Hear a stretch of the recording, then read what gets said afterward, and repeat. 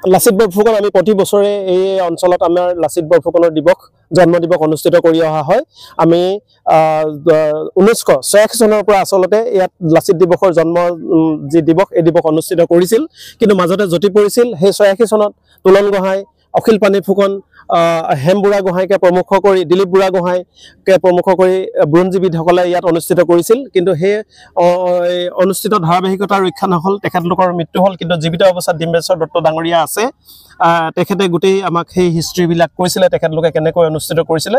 কিন্তু 2002 চনৰ পৰা 400 বছৰীয়া জয়ন্তীৰ পাছৰ পৰা আমি আকৌ ইয়াত ধাৰাবাহিকভাৱে 2022 চনৰ পৰা আমি ইয়াত আমাৰ এই অনুষ্ঠান অনুষ্ঠিত কৰিছোঁ। আজি আমাৰ পতাকা উত্তোলন কৰিলে আমাৰ উদযাপন সমিতিৰ মাননীয় সভাপতি ব্ৰজেন ফুকন ডাঙৰীয়াই, তাৰপিছত আমাৰ বন্তি প্ৰজ্বলন কৰিলে আমাৰ সমিতিৰ সম্পাদক ৰঞ্জিত মেছ ডাঙৰীয়াই। ইয়াৰ পিছতে দাম্ফি পূজা আমাৰ হৈছে, দাম্ফি পূজা চলি আছে আৰু এতিয়া আমাৰ প্ৰতিযোগিতা চলি আছে। প্ৰতিযোগিতা আমাৰ যথেষ্ট সংখ্যক ছাত্ৰ ছাত্ৰী ইয়াত প্ৰতিযোগিতাৰ কাৰণে আহিছে আৰু আমাৰ ইয়াৰ পাছতে আমাৰ এখন মুকলি সভা অনুষ্ঠিত হ'ব। মুকলি সভাৰ সভাপতিত্ব কৰিব আমাৰ প্ৰাক্তন সেৱাৰ সচিব মাননীয় কমলজ্যোতি গগৈ ডাঙৰীয়াই, আৰু ইয়াৰ লগতে ইয়াত উপস্থিত থাকিব তথা আমাৰ লাচিত বৰফুকনৰ সময়ত সম্পৰ্কত বক্তব্য আগবঢ়াব বিজ্ঞানী সৌমেন্দ্ৰনাথ বুঢ়াগোহাঁই ডাঙৰীয়া, তেখেতে যোৰহাটৰ পৰা ইতিমধ্যে আহি আছে, আৰু লগতে জাজি মহাবিদ্যালয়ৰ অধ্যক্ষ মানজিত গগৈ ডাঙৰীয়া ইতিমধ্যে আহি উপস্থিত হৈছে, আৰু আমাৰ বিশিষ্ট লেখক আৰু প্ৰবন্ধকাৰ নিবন্ধকাৰ শিক্ষক প্ৰশান্ত চুতীয়া ডাঙৰীয়া ইয়ালৈ আহিব, আৰু তেখেতলোকে আজি লাচিতৰ সম্পৰ্কত মুকলি সভাত ৰাইজক বক্তব্য ৰাখিব।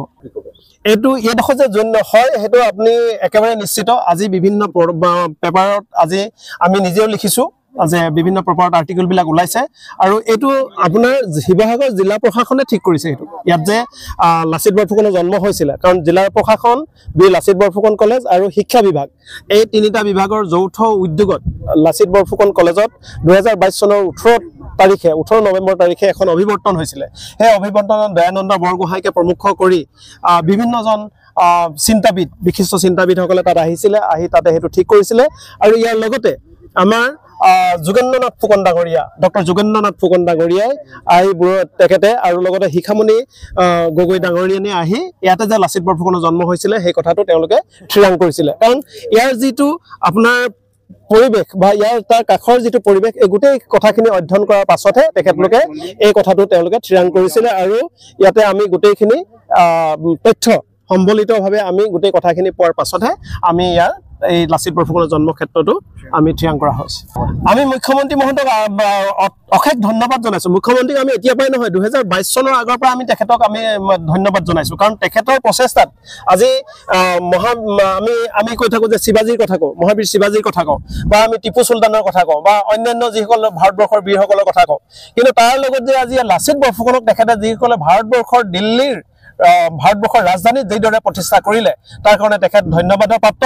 আৰু তেখেতে যি 125 ফুট ওখ হুলুংপাৰাত যি লাচিতৰ প্ৰতিমূৰ্তি বনালে, এই বনোৱাৰ পাছত আমি ভাবিছোঁ যে তেখেতে আমাৰ এই লাচিতৰ যি জন্মক্ষেত্ৰ, এই জন্মক্ষেত্ৰখনো তেখেতে উন্নতিকৰণ কৰিব পৰ্যটকৰ ভাৱে। আমি বিশেষভাৱে তেখেতক অনুৰোধ জনাইছোঁ যে যেনেকৈ শিৱাজীৰ নামত বিভিন্ন মেডিকেল কলেজ আছে, বিশ্ববিদ্যালয় আছে, অন্যান্য কলেজবিলাক আছে, ঠিক তেনেকৈ যদি ইয়াত মেডিকেল কলেজ এখনো কৰে বা লাচিতৰ যদি ৰিচাৰ্চ চেণ্টাৰ যদি ইয়াত কৰা হয় লাচিত বৰফুকনৰ, তাৰ কাৰণে আমি তেখেতক অনুৰোধ জনাইছোঁ। আমি আশাবাদী, তেখেতক এবাৰ লগ কৰা হৈছে, তেখেতে গোটেই কথাবিলাক চাই আছে আৰু তেখেতে নিশ্চয় এইটো কৰিব।